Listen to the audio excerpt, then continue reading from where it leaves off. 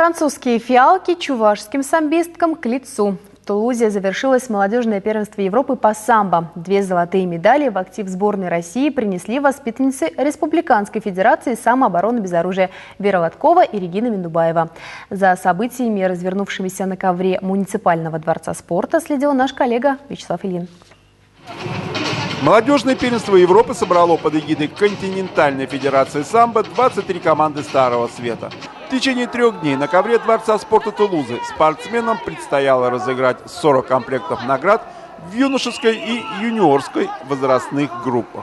Проведение первенства Европы в Тулузе, надеемся, даст дальнейший толчок развития самбо во Франции. Потому что самбо сегодня идет очень мощными шагами в олимпийскую семью. И это надо учитывать, проводить соревнования во всех странах Европы. Традиционно тон на самбийском ковре задавали спортсмены команд постсоветского пространства. Однако ныне к традиционным соперникам россиян добавилась и дружина хозяев.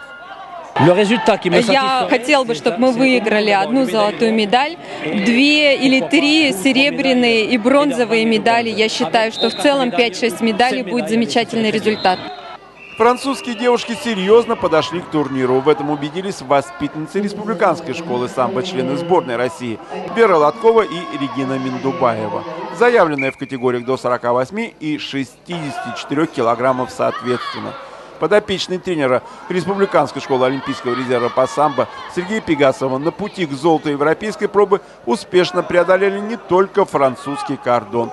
Так что на высшую ступень пьедестала почета наши девчата поднялись заслуженно. Они опыта уже набираются, и тем более приехав сюда, они сейчас будут выходить на ковер намного легче на первенстве мира. Потому что уже и соперниц своих посмотрели, и мы уже планово будем готовиться к этим соревнованиям. Свой вклад в победу наших самбистов внесла и местная группа поддержки. Уроженка Шумрили, ныне жительница Тулузы Екатерина Лариот, на соревнования пришла вместе с детьми. Мы русские, мы из России, из Чувашии. Мы пришли тоже поболеть за наших земляков. Особенно мы рады за то, что наши девочки из Чебоксар победительницы. Да, это первый раз, что я видел самбо, и я очень люблю. А я хочу сказать, бабушка, привет, бабушка.